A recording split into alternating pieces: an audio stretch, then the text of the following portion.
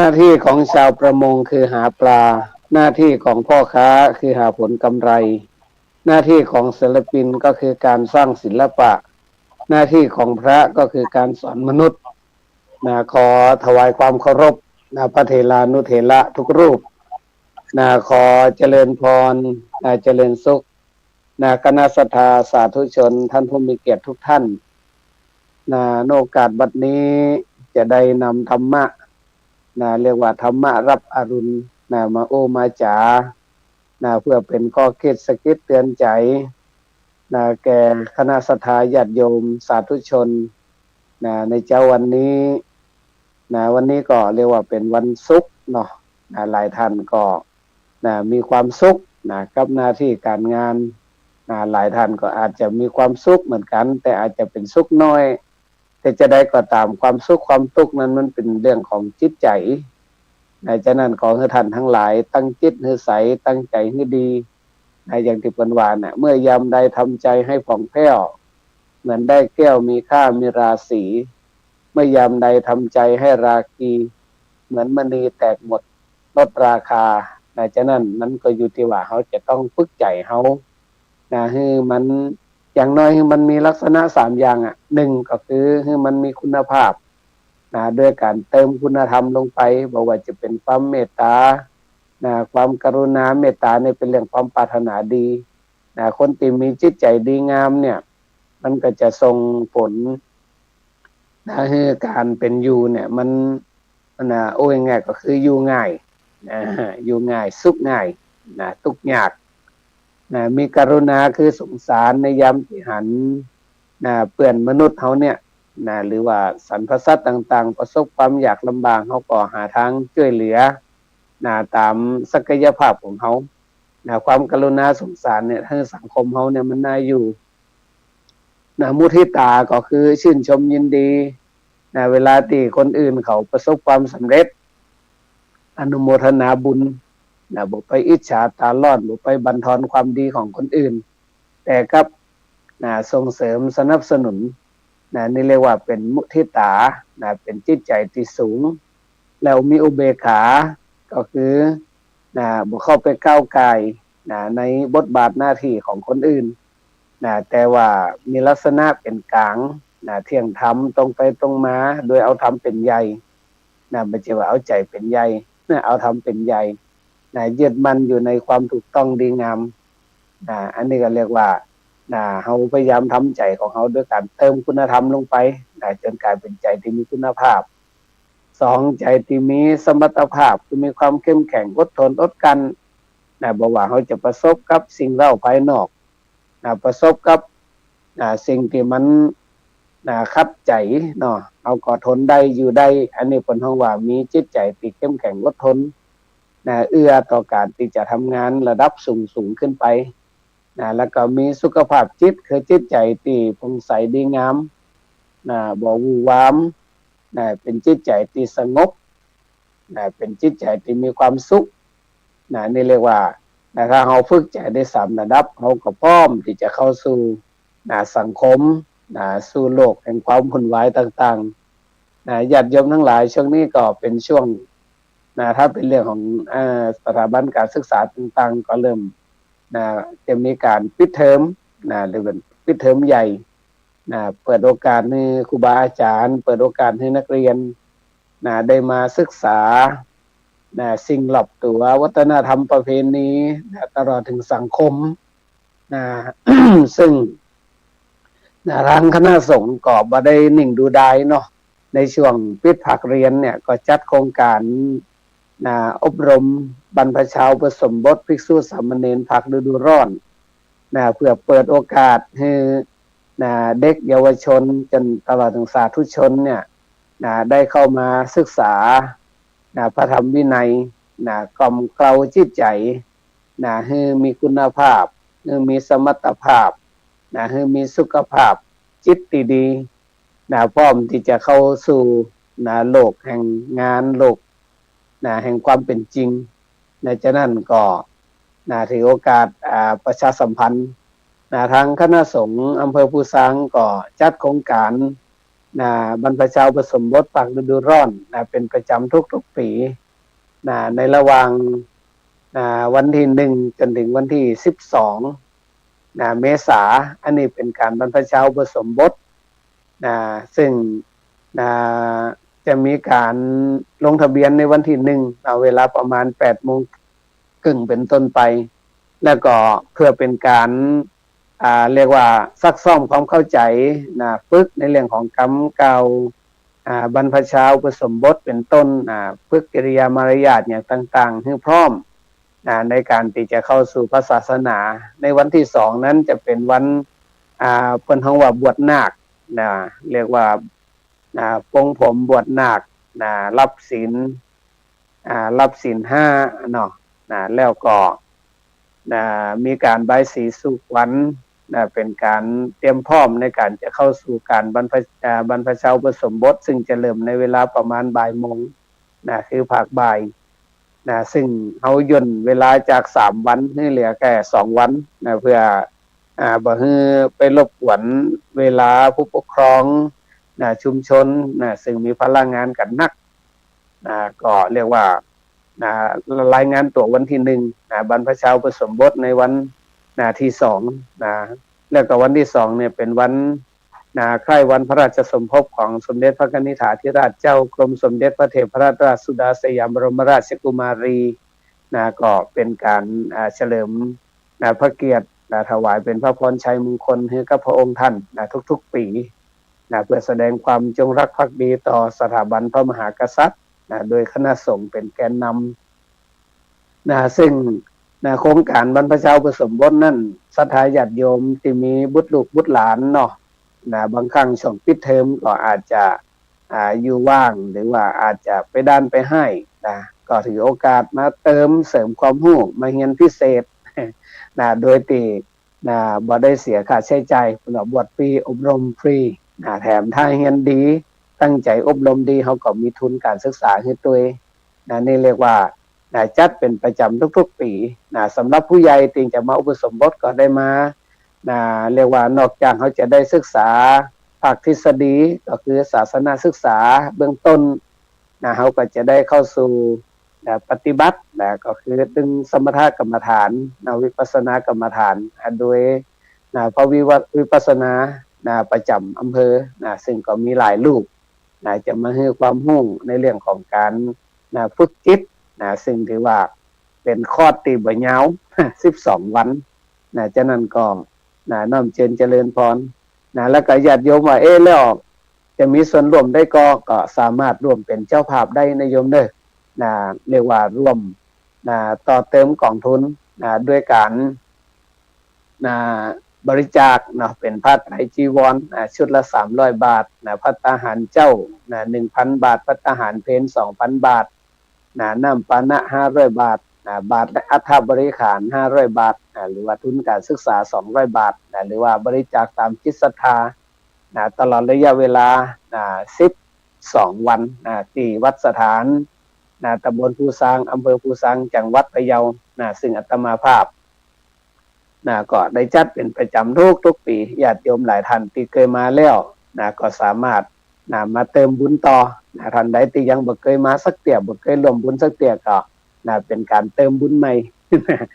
สร้างบุญให้มันหนักขึ้นนอกจากนั้นเขายังมีการบวชศีลจารินีหรือว่าบวชเนคขมมะแต่จะบวช ในระหว่างเดือนมีนาซึ่งเหลือบ่กี่วันละคือวันที่28 29 30 3 วันเป็นการบวชเนคขมมะหรือบวชศีลจารินีถือศีล8เปิดโอกาสให้สุภาพสตรีเรื่องว่าเด็กเยาวชนจนถึงผู้ใหญ่วัยทำงานหรือว่าวัยผู้สูงวัยได้มีโอกาสเหมือนกับผู้ชายก็คือมาอบรมฝึกอย่างน้อยก็รักษาศีล8ประพฤติปฏิบัติธรรมศึกษานำธรรมคำสอน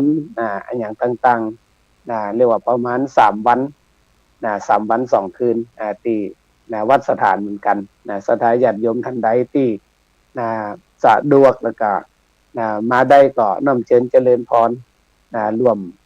บวชศีลจารินีในบทสุภาพสตรี3 วัน 2 คืนก็เรียกว่าได้ศึกษาพระธรรมคำสอนอันจะนำไปสู่ คุณภาพชีวิตที่ดีขึ้นเรียกว่ารวมเบ็ดเสร็จแล้วก็บวชผู้ชาย12 วันบวชแม่หญิง3 วันก็รวมเป็น15 วันซึ่งทางโครงการได้เขาร่วมในโครงการของสำนักงานวัฒนธรรมจังหวัดพะเยาตัวได้เรียกว่ามีภาคีเครือข่ายมาร่วมกันไม่ว่าจะเป็นศูนย์ศึกษาพระพุทธศาสนาวันอาทิตย์วัดสถานศูนย์ศึกษาพระพุทธศาสนาวันอาทิตย์ในเขตอำเภอภูสางก็มาร่วมกันจากนั้นศรัทธาญาติโยมท่านใดที่ได้ฟังข่าวบุญนี่เนาะจะมาร่วมบวชก็ได้หรือจะมาร่วมสนับสนุนเปิ้นว่าบูชาจะปูชนียานังการยกย่องบูชาบุคคลที่ทำความดีนั่นเอตัมมังครามุตตมังเป็นมงคลอันสูงสุดฉะนั้นก็เฮาตามทั้งหลายก็จะไปลืมช่วยกันประชาสัมพันธ์สำหรับเจ้าวันนี้ก็มีธรรมะมาเป็นข้อคิดสกิดเตือนใจกับศรัทธาญาติโยมในเรื่องของการทำงานซึ่งปัจจุบันนี่การทำงานของผู้คนถึงวันเนี่ยบางครั้งก็ไปทางเป็นห้องว่าเบียดเบียนกันเนาะทำลายกันบอกว่าจะเป็นวงการอย่างก็ตามวงราชการหรือว่าแม้แต่งานพี่น้องเจ้าบ้านทั่วไปเนี่ยก็ยังมีการกระทบกระทั่งกระแทกบางครั้งก็ทำให้เกิดความบ่สงบเกิดความวุ่นวายขึ้นในสังคมฉะนั้นในฐานะที่ว่าเฮาเป็นชาวพุทธเป็นลูกของพระพุทธเจ้าเนาะเป็นศิษย์ของพระพุทธเจ้าเป็นผู้ที่เคารพนับถือพระพุทธเจ้าเฮาก็น้อมนำเอาหลักธรรมซึ่งมีในโอวาทปาติโมกข์อย่างน้อยเอามาใช้ประกอบวิธีการทำงานที่พระพุทธเจ้าได้ประทานให้กับพระอรหันต์ 1,250 รูปในวันมาฆบูชาวิธีการทำงานดังกล่าวเนี่ยมี6ข้อก็เรียกว่าอนุปวาโทอนุปคาโทปาติโมกเขจะสังวโรมัตตัญจะพัตตัสมิงปันตัญจะไสยนาสนังอธิจิตเตจะอายโยโคซึ่งถ้าเขาแปลเอาเป็นภาษาไทยจำง่ายๆเนาะอย่าโจมตีอย่าบีทาให้รักษาศีลทำอะไรอย่าไปเห็นแก่กินทำอะไรอย่าไปเห็นแก่นอนต้องรู้จักสอนใจตัวเองให้จำได้เนาะหนึ่งอย่าโจมตีคือคนเฮาทุกคนเนี่ยมันก็มีหน้าที่ของตัวเองเขาทำหน้าที่ของเขาให้ดีที่สุดส่วนหน้าที่ของเขาก็ยกให้เป็นเรื่องของเขาถ้าเขาไปก้าวไกลเขาไปล่วงเกินอาจจะเกิดการกระทบกระทั่งกระแทกกันแต่ถามว่าจะแนะนำกันได้ก็มันก็แนะนำบุคคลที่ควรแนะนำนั่นเนาะถ้าเปิ้นพร้อมที่จะรับคำแนะนำเขาได้เขาก็ช่วยโดยเฉพาะบุคคลคนนั้นเป็นเพื่อนเป็นมิตรเป็นลูกเป็นหลานเป็นญาติโกโหติกาเขาก็สามารถที่จะแนะนำคำสอนได้แต่ถ้าว่ามันสอนบ่ได้อย่างที่เปิ้นว่าคนเมาอย่าถือคนดื้ออย่าสอน ถ้าเกิดเขาไปสอนเขาอาจจะได้รับผลกระทบกว่าทางตรงกับทางอ้อมเนาะฉะนั้นก็อย่าโจมตีสองอย่าบีทาก็คือจะไปทำร้ายกันพระพุทธเจ้าเนี่ยเน้นว่าการบ่เบียดเบียนกันเนี่ยเป็นสุขในโลกอภยาปัชชังสุขังโลเกฉะนั้นเฮาอยู่ด้วยกันแบบเปิ้นฮ้องว่าอยู่ด้วยกันด้วยสามัคคีธรรมบ่เบียดเบียนบ่ทำร้ายกันด้วยการกระทำกรรมอู้หรือว่าแม้แต่ความคิดถ้าว่าทำร้ายกันด้วยความคิดมีก็จิตเป็นนายกายเป็นเบาเนาะจิตมันคิดบ่ดีเห็นแล้วมันโลภอยากได้ของเปิ้นแล้วพยาบาทปองไล่เปิ้นแล้วเห็นพิษจากคำนองของธรรมมันก็ไปนำไปสู่การกระทำและกรรมอู้ฉะนั้นเฮาก็จะไปบีทาจะไปเบียดเบียนกันต่างคนต่างอยู่ต่างคนต่างทำถ้าจะต้องมาประสานงานกันก็ขอให้มาสร้างความสมัครสมานสามัคคีสมัครก็คือร่วมด้วยช่วยกันสมานก็คือรักษาน้ำใจกันสามัคคีก็คือเป็นน้ำหนึ่งใจเดียวกันคืองานทุกอย่างเนี่ยมันขับเคลื่อนไปทำให้เรียกว่าครัวเขตประเทศชาติเนี่ยมันเจริญก้าวหน้ามันงอกงามไพบูลย์ทุกฝ่ายทุกคนก็จะได้รับผลประโยชน์โดยทั่วเรียกว่าเป็นสาธารณโภคีคือรวมสุขรวมทุกข์นั่นแต่ว่าถ้าเกิดว่าเฮาไปท ทำบดีนะเบียดเบียนกันทำลายกันเนี่ยมันก็เรียกว่าทำลายให้สังคมเนี่ยมันบอบช้ำทำให้สังคมเนี่ยมันบักก้าวหน้าทำให้สังคมมันขับเคลื่อนฉะนั้นเขาทุกคนก็ต้องยอมถอยคนละก้าวนะมันเหมือนกับว่าโลกนี่คือกระทะใบใหญ่เนาะนะซึ่งเต็มไปด้วยน้ำกำลังเดือดพล่านอยู่เนี่ยนะมีดุนไฟเต็มไปหมดนั่นน่ะการที่เขาจะให้หม้อกระทะมันดับลงเนี่ยก็คือหมู่เขาทั้งหลายเนี่ยที่มันเป็นดุนปืนเนี่ยดับตัวเก่า ลดทิฏฐิมานะลดความโกรธความเกลียดอาฆาตพยาบาทจองเวรอย่างต่างๆนะเมื่อเขาดับดุนไฟทีละดุนละดุนเนี่ยหม้อกระทะที่มันเดือดพล่านเนี่ยมันก็จะสงบลงมันก็จะเย็นลงมันก็จะทำให้สังคมเนี่ยโดยภาพรวมเนาะมีความสุขนะสังคมไทยก็จะเป็นสังคมที่น่าอยู่นะเพราะเขานะเชิดชูนะคุณธรรมนะความดีต่างๆนะนี่เรียกว่าอย่าบีทานะให้รักษาศีลนะโครงการของมหาเถรสมาคมก็คือเกี่ยวกับโครงการหมู่บ้านศีลห้าเนาะต่อมายังขับเคลื่อนกันอยู่ยมนะอยากจะให้อย่างน้อยศีลห้าเนี่ยเป็นคำว่าเป็นมนุษยธรรมคือธรรมของความเป็นมนุษย์คนเขาจะเป็นมนุษย์ได้เนี่ยมันจะต้องอย่างน้อยต้องมีศีลห้าละข้อที่หนึ่งก็จะบอกฆ่าบอกทำร้ายกันเนาะข้อที่สองก็บอกโกงบอกคอร์รัปชันบอกลักบอกขโมยบอกเบียดเบียนกันทั้งเรียกว่าล่วงละเมิดสิทธิทางทรัพย์สินกันข้อที่สาม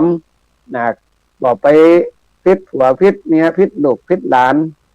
ทำให้สังคมมันบอบช้ำเนาะเรียกว่าผัวไผ่เมียไผ่เนาะบอกก้าวกายล่วงเกินเนาะแล้วก็ข้อที่สี่บอกไปเกาเท็จหลอกลวงต้มตุนบอกไปทำให้คนอื่นต้องเสียอกเสียใจเสียความรู้สึกเสียทรัพย์สมบัติเงินทองแต่ว่าเขายึดมั่นอยู่ในความถูกต้องความดีงามเนาะบอกไปจุบอกไปไล่กันนี่แต่ทำให้สังคมมันไปเนื้อเชื่อใจกันได้เนาะบ่หลอกลวงกันรักษาศีลข้อ5ก็เรียกว่าลดอบายมุขสิ่งเสพติดต่างๆเพราะมันเป็นพิษมันเป็นภัยต่อสังคมประเทศชาติ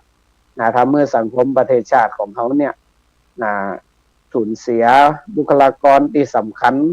ของสังคมก็คือพลเมืองเนี่ยกลายเป็นพลเมืองที่บ่มีคุณภาพไป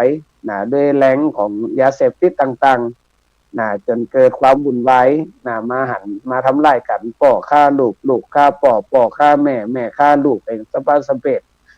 ผัวเมียทำลายกันถึงเลือดตกยางออกถึงเข้าโรงพยาบาลก็มีถึงขั้นเสียชีวิตก็มีอันนี้ก็เป็นเพราะว่าพิษภัยของยาเสพติดซึ่งทางเขาศีลห้ามาประพฤติปฏิบัติปุ๊บเป็นว่านะสีเลนะสุขติงยันติเขาจะไปดีสังคมจะก้าวหน้าไปในทิศทางที่ดีงามแต่ว่าสังคมเนี่ยจะเป็นสังคมแห่งความสุขสังคมแห่งสังคมอุดมปัญญาในข้อที่หนึ่งข้อที่สองสีเลนะโภคสัมปทาเขาจะสมบูรณ์ตึงทรัพย์ไปในทรัพย์ไปนอกเพราะว่าเมื่อสังคมยึดมั่นอยู่ในศีลห้าก็จะบ่เบียดเบียนกันทั้งกายวาจาเนาะอย่างน้อยก็เรียกว่าอยู่ด้วยกันด้วยความฮักด้วยความสามัคคีแน่นอนหิก็มากะก็ขึ้นในน้ำมีป่าในนามีเข้าในทุกหนทุกแห่งก็จะมีเพิ่นห้องว่ามีสมบัติมีทรัพย์สินเงินทองบ่ลำบากเศรษฐกิจมันก็จะฟูเฟื่องขึ้นมาเนาะอันนี้เพิ่นห้องว่า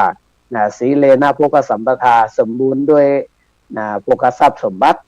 อยู่เย็นเป็นสุขอยู่ดีมีสุขมั่งมีสีสุขสมบูรณ์ปุณสุขมันก็บ่ไกลเกินเอื้อมเนาะประการสุดท้ายสีเลนะนิพุติงยันติดับทุกข์ดับโศกดับโรคดับภัยบ่มีปัญหาอย่างต่างๆก็เพราะว่าศีลฉะนั้นให้เฮารักษาศีลเนาะประการที่4เนี่ยจะไปหันแกกินโบราณเปิ้นว่าเดรัจฉานโผทลาเข้าหาเหยื่อก็เพียงเพื่อเลี้ยงชีวิตเป็นนิสินแต่มนุษย์หลายคนล้นรากินไม่แค่กินเท่านั้นมันยังโกงฉะนั้นคนที่หันแกกินเนี่ยถือว่าเป็นคนสกปรกดังนั้นเฮาก็จะไปทำชั่วทำพิษเพราะหันแกกินเพราะหันแกตั๋วเนี่ยเรียกว่าต้องมีคำว่ามัตตัญญูตาเจ้าว่ามัตตัญญูตุงเอาพุงเป็นประมาณทำให้เกิดทุกข์เกิดปัญหา นะเกิดโรคเกิดภัยมากมายเลยนะฉะนั้นทำมันยังก็จะไปหันแก่กินจะไปหันแก่ผลประโยชน์เล็กๆน้อยๆนะคือมองประโยชน์ส่วนใหญ่ของสังคมประเทศชาติเป็นหลักนะยึดมั่นถ้าสังคมประเทศชาติอยู่รอดเขาก็รอดแต่ถ้าสังคมประเทศชาติบ่รอดต่อให้เขารวยขนาดไหนเขาก็อยู่ยากนะเขาก็ยุ่มได้นะเพราะว่าจะได้ว่าสังคมมันป่วยไงนะเขาจะบอกป่วยได้จะได้มันเป็นโรคระบาดแล้วไงนะฉะนั้นก็ต้องจะไปหันแก่กินข้อที่5ทำอย่างก็จะไปหันแก่นอนคือคนเฮาเนี่ยมันต้องรู้จักคำว่าพอเพียงพอเหมาะพอดีมันว่าลักของคนดีนั่นเหมาะเจาะหมดจดทุกบททุกแบบเหมาะเจาะคืออย่างทำมันอย่างสายกลางหมดจดเน้นที่บริสุทธิ์ใจนะบริสุทธิ์กายบริสุทธิ์วาจานะทุกบทก็คือถูกหน้าที่เอามีหน้าที่อย่างนะพ่อแม่ก็ทำหน้าที่ของตัวเองนะเป็นลูกก็ทำหน้าที่ของลูกเป็น ครูบาอาจารย์ก็ทำหน้าที่ของครูบาอาจารย์นะเป็นชาวพุทธก็ทำหน้าที่ของชาวพุทธเป็นพระเป็นสงฆ์ก็ทำหน้าที่ของนะตัวเองนะให้ดีที่สุดนะถูกบทนะถูกหน้าที่นะจะไปหู้ในสิ่งที่มันเป็นเจหน้าที่จะไปสู่ลูกจะไปสอดลูกในเรื่องของคนอื่นนักลำไปนะแล้วก็สุดท้ายเนาะนะก็คือ ถูกแบบวัดก็มีกฎวัดบ้านก็มีกฎบ้านเนาะแม้แต่ถนนหนทางก็มีกฎจราจรนะให้เฮาฮู้จักนะแบบแผนวัฒนธรรมประเพณีขนบจารีตนะไปจนถึงกฎหมายบ้านเมืองนะให้เฮาเคารพถ้าเฮาเคารพนะเพิ่นเฮาว่าถูกแบบนะอยู่ที่ไหนมันเป็นคนมีแบบนะมันเป็นคนบ่เป็นคนเลอะเทอะ ถ้ามันอย่างมีลักมีเกณฑ์เนาะมันก็เจริญก้าวหน้าอันนี้ก็ขอฝากทุกท่านไว้ส่วนข้อสุดท้ายเนี่ยก็คือข้อที่6นะต้องสอนใจตัวเองก็คือนะยังเป็นว่านะปิ้งปลาหมองอแล้วกลับนี่คำเจ็บแล้วจำใส่กระบาลนี่ขันไขผิดแล้วแก้เปลี่ยนตัวเปลี่ยนหัวใจจะมีใครมาวอนไม่สอนตนนะตนเตือนตนของตนให้พ้นผิดตนเตือนจิตตนได้ใครจะเหมือนตนเตือนตนไม่ได้ใครจะเตือนตนเชิญรีบเตือนตนให้พ้นภัยนะฉะนั้นเขาต้องรู้จักสอนตัวเก่านะส่วนใหญ่เขาจะไปไล่สอนคนอื่น นะมันสอนคนอื่นมันจะง่ายแค่อู้ออกไปเนาะแต่ว่าสอนตัวเก่าเนี่ยมันต้องไปสอนตีใจนะจะได้นะต้องสอนตัวเก่าคือเป็นคนที่มีจิตใจหนึ่งนะเป็นหัวใจดีมีการุณจะไปเป็นคนใจดำนะ2ใจบุญพระคุณยิ่งใจบุญสุนทานปัจเจว่าใจบาปนะเป็นคนใจบาปหยาบช้าเนาะนะข้อที่3เนี่ยใจกว้างอย่างน้ำปิงก็คือจะเป็นคนจิตใจกว้างขวางนะอารีอารอบก็จะเป็นคนใจแคบใจสั้นเนาะนะต่อไปใจจริงนะก็คือจริงใจนะจะไปเป็นคนใจโคตรใจงอนะจริงใจต่อคนอื่นนะทั้งการกระทำและกำอู้คือมันตรงไปตรงมาไม่ใช่ว่ากำปากว่าแต่ใจไหนบ่ตามอู้เอางามน้ำใสสวยหน้าปานห้องว่าปากหวานก้นส้มบ่ดีเนาะนะข้อต่อมาก็คือใจนักนะใจคอนักแน่นบ่ว่าจะเป็นเกิดเรื่องอย่างขึ้นมาก็นะต้องนักแน่นไว้ผมจะไปนะเป็น เป็นคนใจเบานะโดนเปิ่นเป่าหูโดนเปิ่นปันหัวนะก็จะอยู่ยากและข้อต่อมาก็คือใจพระนะใจพระมันใจมารนะใจพระเนี่ยต้องรู้จักให้อภัยนะเพราะว่าการทำผิดมันเป็นเรื่องของคนแต่การให้อภัยนั่นเป็นนิสัยของเทวดาฉะนั้นบางครั้งเขาก็ต้องให้อภัยนอกจากการให้อภัยคนทั้งโลกแล้วเขาต้องให้อภัยตัวเก่าตัวเองนี่เป็นห้องว่านะเขา เขาอยู่ในสังคมเนาะแต่เขาอยู่อย่างมีความสุขเพราะเขาเป็นคนใจพระนะข้อต่อมาก็คือเป็นคนนะใจเย็นนะบางอย่างมันต้องรอเวลาบางอย่างมันต้องรอความพร้อมเนาะจะไปใจเร็วด่วนได้นะเป็นคนมักง่ายไปเหียเป็นคนใจง่ายไปเหียนะบางครั้งเขาก็ต้องเป็นคนนะใจเย็นนะเย็นพิจารณานี่สัมมะกรณังไสยโยใครควรก่อนทำนั่นเป็นความประเสริฐเป็นความดีงามและข้อสุดท้ายก็คือใจใสซึ่งเขาจะทำได้ก็อยู่ที่การฝึกเนาะฉะนั้นซึ่งได้ประชาสัมพันธ์ไปเบื้องต้นว่าช่วงปิดภาคเรียนเนี่ยญาติโยมสามารถนำบุตรหลานเข้าบวชบรรพชาอุปสมบท นะเป็นการกล่อมเกลาจิตใจนะให้ใสให้ดีงามอย่างน้อยก็จะมีความสุขมีปัญหาอย่างมากมายก็สวะก็วางไว้ก่อนแล้วก็หันมาสร้างคุณความดีนะเรียกว่าทำตนให้เป็นคนมีบุญนะทำคุณให้มันเกิดเป็นประโยชน์นะก็จะเป็นความดีงามของสังคมไทยเฮานะซึ่งวันนี้ทุกเจ้าเอาธรรมะนะมาสอนในวิธีการทำงานหนึ่งอย่าโจมตีสองอย่าบีทาหรืออย่าเบียดเบียนกันเนาะสามรักษาศีลอย่างน้อยก็ศีลห้าทำมันอย่างจะไปหันแกกินแล้วก็ข้อที่ห้าทำมันอย่างจะไปหันแกนอนเพราะว่าคนเฮาเนี่ยถ้าเอาการรับการนอนเอาการสุขสบายเนี่ยแม้แต่ร่างกายก็จะเจ็บป่วยเนาะเพราะว่าคนบ่ทำงานเนี่ยถือว่าเป็นคนที่บ่มีคุณค่าบ่มีความภูมิใจแล้วก็ต้องสอนใจตัวเก่าฝึกสอนตัวเก่าไปรอคนอื่นมาสอนเราทำได้ตึงหมดเนี่ยก็ถือว่าเอาได้เดินตามรอยบาทพระศาสดาตามคำสั่งคำสอนของพระพุทธเจ้าซึ่งประทานแก่พระอรหันต์ 1,250 รูปในวันมาฆบูชาถือว่าเป็นชาวพุทธที่ยึดมั่นอยู่ในพระธรรมคำสอนของพระพุทธเจ้าอย่างแน่นอนก่อนในท้ายที่สุดเนี่ยธรรมภาพในนามตัวแทนของคณะสงฆ์ก็ขอน้อมเชิญอัญเชิญคุณพระศรีรัตนตรัยสิ่งศักดิ์สิทธิ์ทั้งหลายจงมารวมกันเป็นตบะเดชะเป็นพระวะปัจจัยเป็นอุปนิสัยดลบันดาลประทานพรให้ศรัทธาสาธุชนทุกท่านจงประสบแต่ความสุขสวัสดิ์พัฒนามงคลสมบูรณ์ผลโดยลาภยศเจริญเสริญสุขในทุกสิ่งอันพึงปรารถนาในที่ทุกสถานในการทุกเมื่อเทอญ